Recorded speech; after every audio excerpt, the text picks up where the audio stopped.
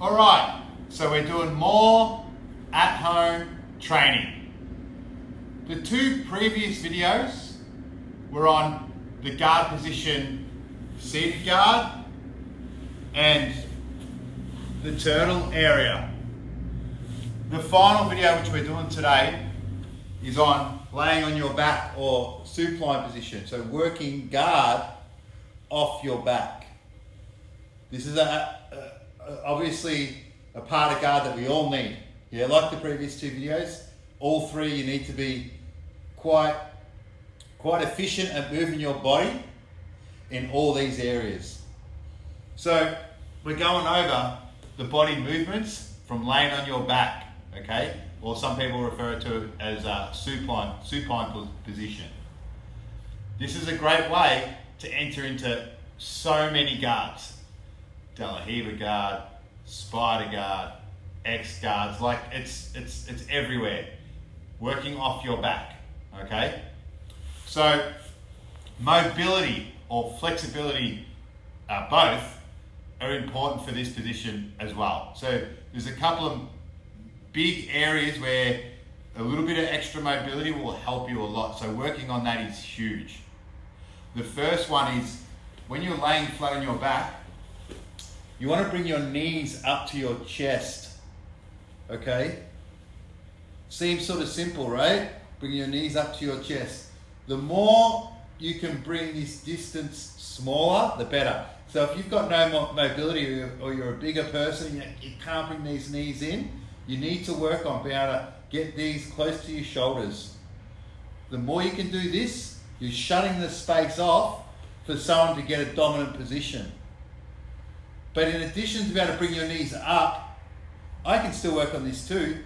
You want to be able to keep your hips relatively flat. So it's all well and good bringing your knees up, but if your hips are up like this, it's not ideal at all.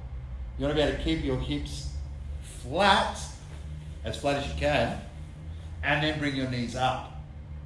See how my hips are rolling up a little, but not too much where you're coming up too high. Bring these knees in. So the way you can practice that is grabbing your feet and trying to push your hips down to the floor and pull your knees in like this. So now I'm shutting that space off. So if you're playing on your back here, there's no real space for someone to get through. If you've got these frames, you're good. But if you can't have this and this is all open, you're going to be quite easy to pass. If someone throws your legs to the side and you've got this big gap here, boom, they're on top of side control. So this is huge. Keep your hips flat on the floor, pulling your knees down and in like this. Yeah? Pull in here. Keep them flat. So this, better do this quite quick too. Another one I like to do for this, which helps build the strength of being able to pull your legs in without using your hands, because a lot of time, when you're playing guard, you can't use your hands to pull your legs in. Your hands are blocking or something. So another good one is you could be on like a plank position, and the ability to be able to squeeze your leg into your chest. Here, curling your knee into your chest. Switch, curl your knee into your chest and squeeze it in, squeeze it in, squeeze it in. And switch. Squeeze it in, squeeze it in. Still a couple more now, you're following on. Squeeze it in. Come on. Squeeze it in. So you're shutting off this space. Someone's trying to, put pressure on you, you're like, boom, taking away all their ability to be able to pass. So that's one massive area where you need mobility and flexibility if you're playing off your back. It does help so much. You see the lighter guys who play well off their back like this, their hips are dead flat and their knees are nearly on the floor back here. Like it makes it so much stronger. The next one is the hip, be able to torque your hip this way, okay? So be able to bring your foot over. So the ability to be able to wind your foot into the inside and your knee out. So there's many ways to do this. You can just keep it quite simple. So the mobility of this is just pulling your knee across here, like a triangle, and getting that mobility through your hip like this. So you put your leg almost in the triangle, not locking it up, just putting it on top. and just getting that mobility through your hip each side. See that? Just getting that used to that mobility. You can go more extreme versions of it too, where you might keep it here and then you might lift your leg up, start to grab your shin, start to pull as well to get that mobility through this hip. Or commonly referred to, or what is in yoga, pigeon pose as well. Just bring your leg forward and sitting down through here to get that hip mobility. It's obviously going to help for submissions as well, like triangles and stuff, but it's going to be massive for your guard retention. I'll do the other side and different angle. See here? The ability to be able to do this with your shin will be huge for your guard. So now that we've looked at where we're going to work on for our hip mobility, playing off our back, that's something you can do every day. You can't push stretching too much, and you can hold those positions for a long period of time, practice them over and over again, morning and night. That will make a massive difference to you working off your back, because you're going to be way more versatile in a lot of areas if you've got that movement. Obviously there's other movements involved, but they're the two absolute major ones that you really want to get quite good at, okay? So once we've done that, now we're going to look at the movements, okay? So what movements we're doing. The first one is if you're playing off your back here and your partner's disengaged, right? So they're not grabbing you, they haven't contacted you. A lot of the time they'll try and grab your legs, okay? If they grab your legs, you don't want to just let them hold your legs and throw them to the side. You want to start getting good at pummeling your feet. Yeah, so as they grab your legs, you might be able to wind your feet back in and around them. Or you can wind them out and put them on the biceps as well. So the motions we're doing is winding our feet like egg beaters with our feet, both ways. But you're not just spinning them, just like this. You're also bringing your knees in as you do it. See how my knees come in and around, in and around, in and around, in and around. Hence this position again. So someone's grabbed your legs, you're like, whoop, wind them in and around, in and around, in and around. So pummeling your feet is huge. So I'm going outside, in, outside, in, outside, in. You can also go inside, out, inside, out, inside, out as well. Okay? So the ability to be able to use your feet like another set of arms is massive. And it's a really good core workout too. You should feel it in your lower belly, like it really starting to stress that area out to make that work. Pummeling your feet, okay? Then the next one, once you've started to get your foot pummel, you also want to be able to scissor your legs across. So just picture someone's dragged my legs to the side like this, and they're passing, they're standing right here. Framing might work, yeah?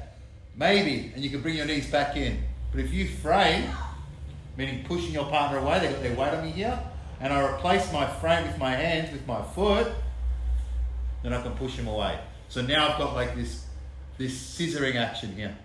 So now it's impossible for them to pass. I square back up and I'm back. So the ability of someone passing, right? Passing around, oh, my legs are gone to the side, block, yeah? Now I want to scissor over the top, block and push. So the ability to be able to block with your legs in this scissor action, it is much harder to do it without a partner. So we're going to do it on the wall later in this video, and then you can push off the wall. But this scissoring action, to do it solo is harder than with a partner, because you can use them to lever your body off. So if you can just use your core to scissor your legs over, scissor your legs over, scissor your legs over, scissor your legs over. So notice when I did that, I didn't touch the floor with my feet. You can also touch the floor. Touch the floor. Touch the floor. Touch the floor. and scissor your legs as well. That scissoring action is massive. The stage where I started to employ that scissoring action, my confidence through my guard went through the roof. That scissoring action. We'll do it on the wall in a minute. We'll do a couple extras, then we'll hit the wall. So, sitting up as well. So you're playing off your back like this. It seems quite like something that's not hard to practice, but to do it fast and effective, it does take a bit of practice. So if you just want to sit up like from here and just try and sit up, like it's too slow. You're going to be able to do it fast. So you use your foot as leverage or a pendulum as you come up. So it's like, boom. Okay, so you're laying back, boom. There's many times where you want to sit up. All right, quick example. Someone's about to pass your guard, you might grab their elbow. Yeah, so they're just about to get past, their body's here, they're just about on top, you scissor up. When you get your back off the mat, it's impossible to be under side control. So if you have to sit up to get, so someone can't get that dominant position, redirect, and they're back in front. The ability to be able to sit up very aggressively is huge. And the way you practice that, there's many applications for this. It's when someone's attempting to pass your guard, it's huge. So you use your leg, throw it down, and sit up. Leg, throw it down, and sit up. If someone's underpassing, so if someone's coming around under my legs, and they're stacking me up here, reaching around under my legs, they're about to come past and end up on side control. The arm that's under your leg that's reaching through around here, just grab that arm, sit up, redirect.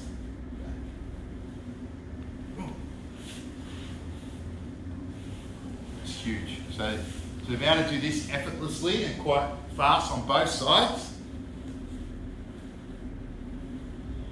is another part you just have to have if you're going to play off your back, which we're all going to at some stage, so you have to start doing it sooner or later. So you've done your pummeling, you've done your scissoring, and you've done your sitting up.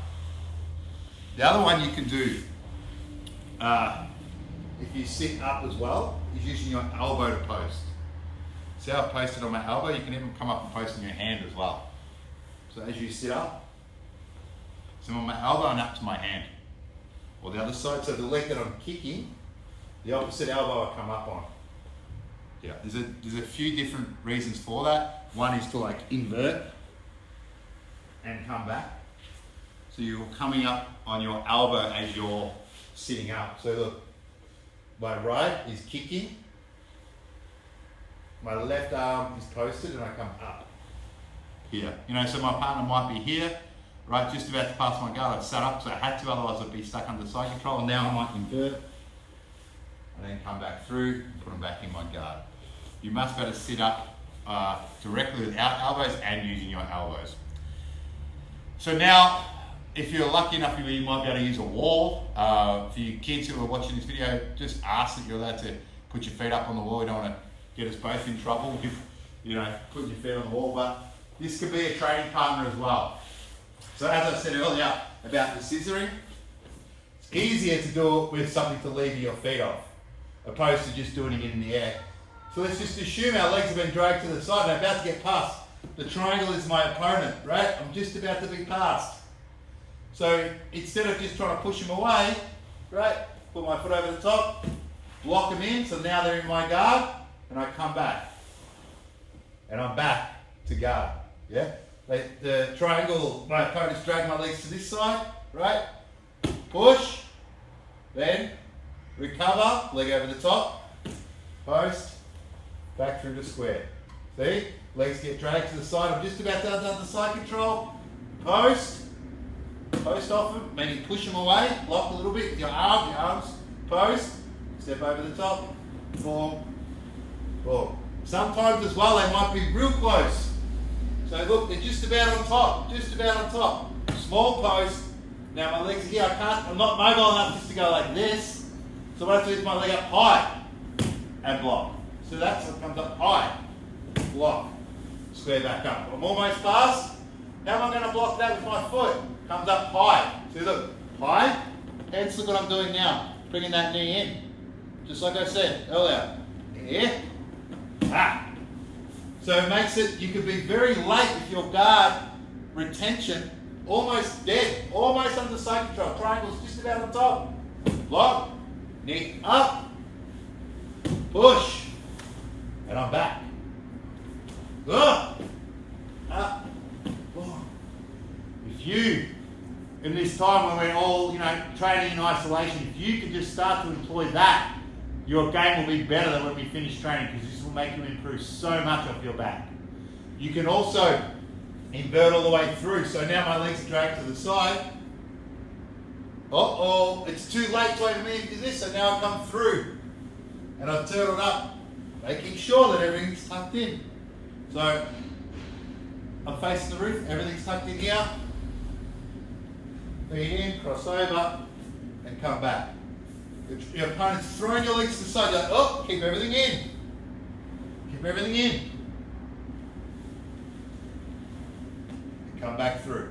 So it starts to get fun. You start being like a bottle top spinning fast on your back. And you can get playful with it, just getting used to just spinning off your back. Just getting used to being able to invert and find your way. Find your way. Around the mat, getting playful.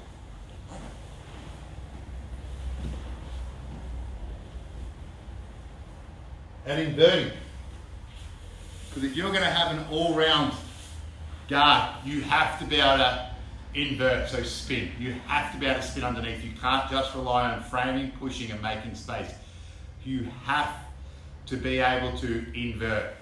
Inverting with the scissoring. Inverting in all different scenarios. But the wall is a great training partner. Yeah? And then the ability to be able to control your body no matter what part of the motion you're in and then go back is a skill to have. So just remember, the big thing is we're going to bring the knees in like this and keep the hips flat. You can practice it many different ways. Keep the hips flat and shut that space off.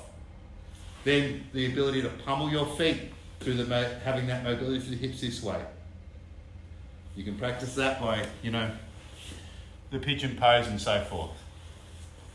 Now that you've got that, you need to practice the movement so you're confident off your back. Pummeling your feet both ways, bringing your knees in as you do so. You watch a black belt, lightweight, middleweight guy who plays off their back like this. Their body is just flat. I'm not quite that level of mobility. Where body's flat and their legs are just sitting up here. Like there's no. That's where a big part of the skill lies. If you can't do that, you're not going to get very far. If you're stuck like this, work on it. Yeah, if you want to be as good as you can be, you need to work on this. So you've pummeled your feet, you've scissored your legs, you've been able to sit up. Now they're the movements you can practice. Sit up on the elbow. Yeah.